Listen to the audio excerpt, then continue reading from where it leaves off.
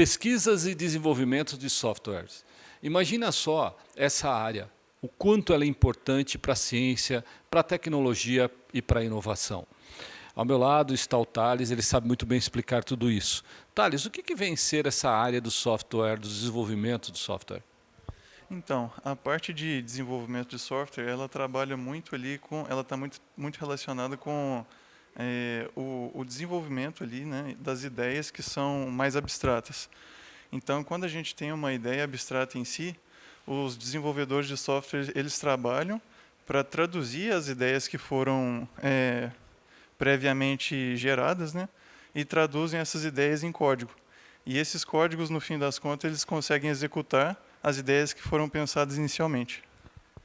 Imagine um centro como esse aqui, o Centro de Pesquisa em Ótica e Fotônica, em que a área da inovação faz parte. Pesquisas aplicadas é muito usual por aqui também. E aqui começa tudo, saindo de uma ideia de um pesquisador, a pesquisa sendo desenvolvida, depois o protótipo e tudo isso pode chegar a virar, né, um bom produto. É dessa forma mesmo, dessa dinâmica. O pesquisador vem com uma nova ideia, ele precisa de desenvolver aquela ideia, aplicar aquela ideia que ele pensou, e aí entra vocês na parte de software. Isso, exatamente. Então, vou citar o exemplo aqui da empresa onde eu trabalho, né? Por exemplo, a Opticai, ela tem essa vertente, né, de a gente trabalha ali com análise sensorial de café, e aí a gente gosta, a gente na verdade mistura, né, os princípios de espectroscopia ali com a parte de inteligência artificial. Então a gente vai, de algum jeito, fazendo um princípio de inovação e transformando essas ideias que inicialmente estavam no papel, transformando em ciência e no fim, em produto também. Agora, quando se pensa em desenvolver um novo software, ele tem lá um princípio, um meio e um fim, né? Ele tem um porquê. Como que se inicia o desenvolvimento e como que, lógico, se termina o mesmo?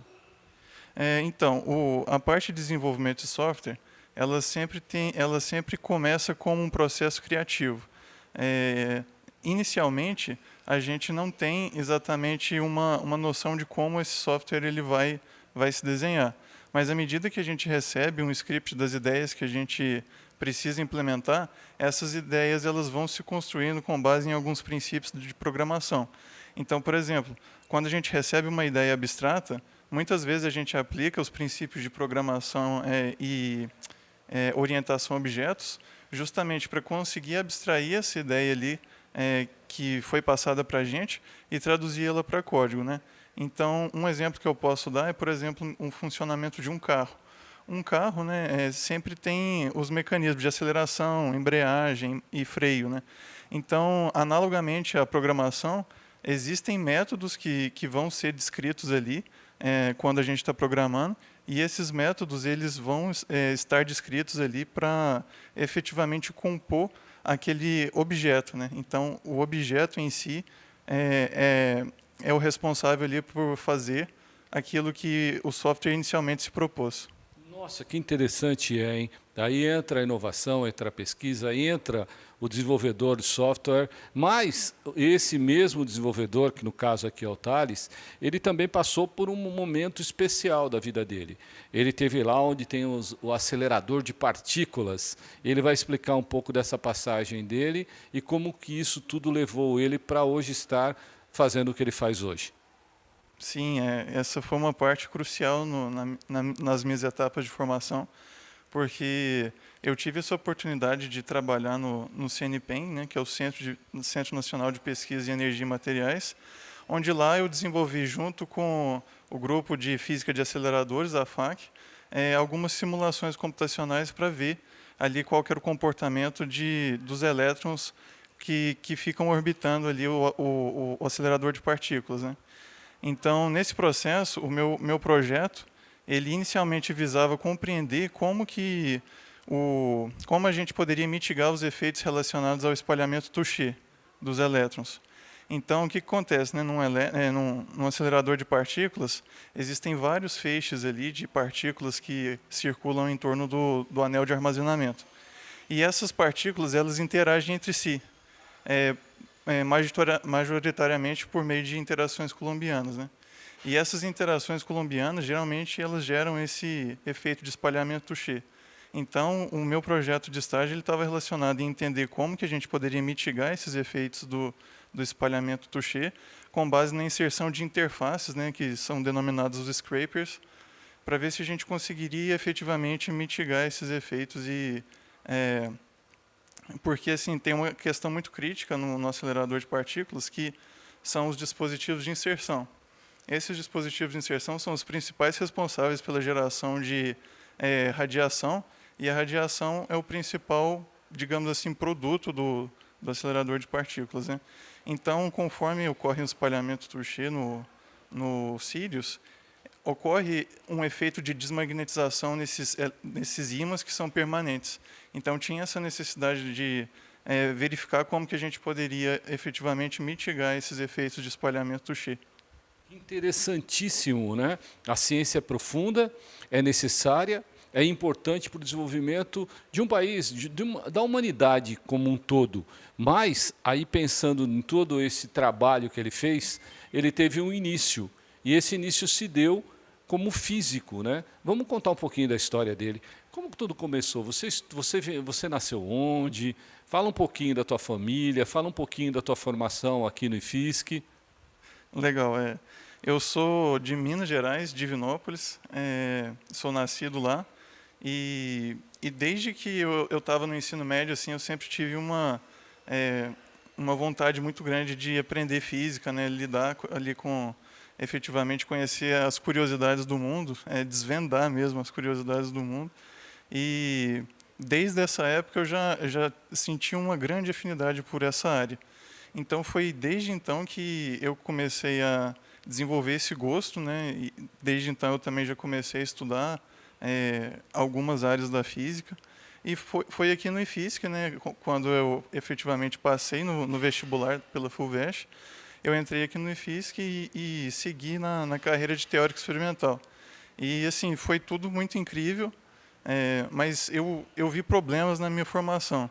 E esses problemas estavam relacionados à minha compreensão de como desenvolver ciência hoje em dia.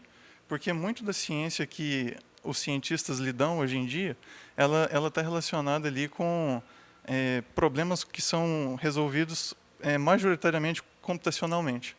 Então, eu sabia que eu tinha eu sabia que eu tinha algumas lacunas na minha formação e elas estavam relacionadas justamente à computação. Então, foi aí que eu percebi também que eu precisava, além de ter os meus fundamentos em física, né, eu também precisaria ali de complementar com conceitos de programação e computação. E foi nesse sentido que eu tive essa experiência com o CNPEM. Foi no final da minha graduação em física que eu comecei eu participei do estágio, né, no CNPEM, e hoje em dia eu trabalho como desenvolvedor de software puro.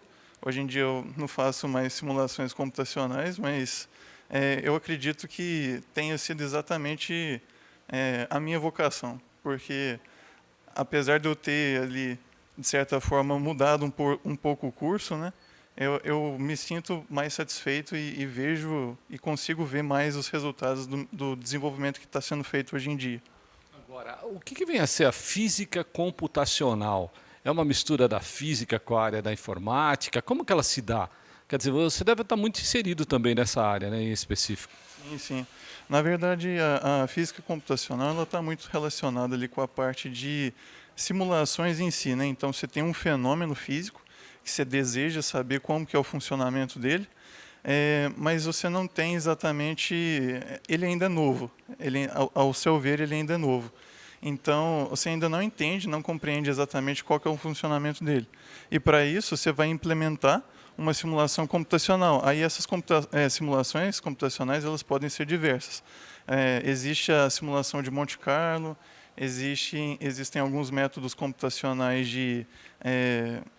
para encontrar mesmo as soluções de equações diferenciais, e são essas simulações que geralmente são feitas na física computacional, para desvendar qual que é o comportamento daquele fenômeno que está sendo estudado.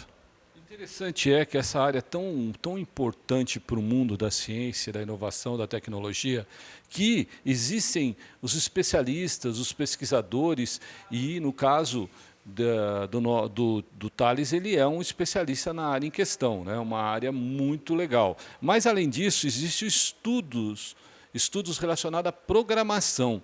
É sobre isso que eu queria que você dissesse um pouquinho, Thales. Os estudos relacionados à programação, bom, alguém que estuda, né, majoritariamente ali no campo da computação, ela tem em mente que muito provavelmente ela vai estar focada ali no mercado de trabalho, né?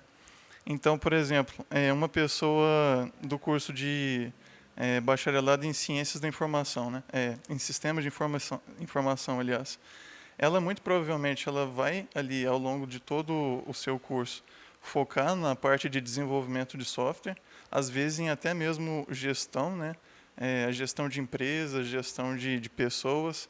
Essas pessoas elas estão mais relacionadas ali com a parte administrativa também, além de ter que lidar com a parte da computação em si. Elas também, muito provavelmente, ao longo de toda a sua formação, elas vão ter que lidar com construção de, talvez, né, dependendo de qual que é o enfoque que ela dê para a sua formação, ela vai trabalhar, talvez, na construção de websites, tanto na parte de interface gráfica quanto a lógica a lógica, né, do sistema em si que ela está programando. Ela também pode, em algum momento, trabalhar com sistemas embarcados, né? Então, ela pode ali desenvolver algum software que vai dentro de algum dispositivo que, sei lá, vai fazer alguma coisa. Talvez pode ser o software de uma geladeira, digamos assim, né? Que vai ter lá as funçõezinhas de cada botão da geladeira. Então, é uma área bastante diversa mesmo, sabe? A pessoa ela tem diversas áreas onde ela pode atuar, até mesmo na parte de provisionamento de infraestruturas, né? Então, hoje em dia, essa área também é bastante pujante, crescente, o sistema de DevOps, né? Que está mais voltado não exatamente para o sistema de desenvolvimento do software em si, mas o provisionamento de toda a infraestrutura que vai hospedar e vai proporcionar a entrega desse software. Interessantíssimo, interessantíssimo. Transformar as informações em códigos. Esse também é uma das coisas que, no meio de toda essa conversa, como ele é mineiro, de toda essa prosa, a gente está conversando aqui com ele e aprendendo muito mais. É um especialista que atua aqui nos laboratórios do Centro de Pesquisa em Ótica e Fotônica. Ele vai explicar um pouquinho a tradução da informação em códigos. É bem por aí? É exatamente nesse aspecto que trabalha uma pessoa desenvolvedora, né? Como eu já mencionei, né, uma ideia ela chega para a gente de uma forma muito abstrata. Principalmente no ambiente de startup, né, onde as equipes elas precisam ser mais plurais, então o trabalhador ele muito provavelmente ele vai precisar lidar com diversos campos ali na empresa. Então as ideias elas não chegam exatamente num formato muito bem organizado. E basicamente o trabalho do programador não é escrever o código, é entender o que está sendo dito, entender qual que é a ideia, qual que vai ser o objetivo da empresa. Então, traduzir os problemas da empresa e organizá-los, né? Na verdade, eu creio que seja esse o principal trabalho de uma pessoa que está ali no meio de programação, de desenvolvimento de software. Olha só, no meio de programação, desenvolvimento de software, tem lá o processo criativo, a inovação. Agora, pessoas que trabalham com essa área em específica está muito relacionado com a inovação, com o processo criativo, né? De uma forma direta ou indireta, ela está lá, não é isso? É verdade. Creio eu que a criatividade seja um dos principais fatores que, não necessariamente, mas a criatividade é um fator que pode ajudar bastante em situações, problemas assim, na vida, no cotidiano de uma pessoa desenvolvedora. Por quê? Porque muitas vezes o desenvolvedor, ele nunca viu aquele problema em específico.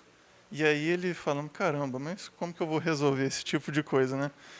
Então é aí que entra a criatividade. Muitas vezes ali um jogo de cintura aqui e ali para resolver um problema ou outro é bastante necessário e a criatividade ela se faz importante nesses aspectos. Agora, hoje, exatamente no dia de hoje, você sonha Eu sei que você é uma pessoa inovadora, criativa, desenvolvedora. Tem vários predicativos aqui envolvendo a tua personalidade e aquilo que você deseja fazer, né? Então, o futuro. O que você pensa do futuro? O que você pensa da ciência brasileira? O que você pensa de um país que está em desenvolvimento? Excelente pergunta. Eu creio que vou começar a responder a partir da ciência, né? Eu acho que assim o Brasil tem um potencial enorme assim para desenvolvimento de ciência. Eu estive, né, como eu mencionei, eu estive ali por um ano trabalhando com pesquisadores de ponta no CNPEM e eu lidava ali com uma estrutura que parecia para mim um verdadeiro milagre. A gente ter, né, efetivamente um feixe de elétrons girando em torno de um acelerador de partículas, parece que é um milagre e esse tipo de ciência não é desenvolvido em qualquer lugar, né? Então o Brasil ele tem um potencial muito grande. Aqui também no Instituto de Física de São Carlos é desenvolvida uma pesquisa extremamente fundamental, onde eu vou citar aqui o grupo de ótica, né, principalmente ali na área da saúde, com o professor Vanderlei Banhato. Então, assim, o Brasil ele tem um potencial enorme assim, para desenvolvimento científico e eu acredito que a tendência é que esse crescimento continue, né? Justamente porque o grupo, apesar de ele já estar em um patamar bem assim acentuado, né, já está bem grande, ainda existe margem, existe campos para que ele cresça ainda mais. E com relação a desenvolvimento de software, né, acredito que no futuro eu talvez queira eventualmente lidar ali com uma parte mais organizacional, talvez lidando com o que cada pessoa em si pode, efetivamente na área de coordenação, né? Talvez liderar alguma equipe ali para a gente, talvez um projeto de empreendedorismo, né? Então, acho que no futuro são essas as minhas expectativas. Talvez eu ficar mais não deixar completamente a parte de desenvolvimento de software, mas também atuar um pouco mais na parte de gestão de pessoas. E é assim, imaginando que existe pesquisadores, pessoas que pensam como Thales, desenvolvem, inovam, aceitam desafios, que o país cresce, que nós entendemos um pouco mais o sentido da educação, da pesquisa, da inovação como algo essencial para o ser humano. Eu gostei demais desse bate-papo. Espero que você também tenha gostado. Meu nome é Kleber Chicrala e a gente se vê no próximo programa. Até lá!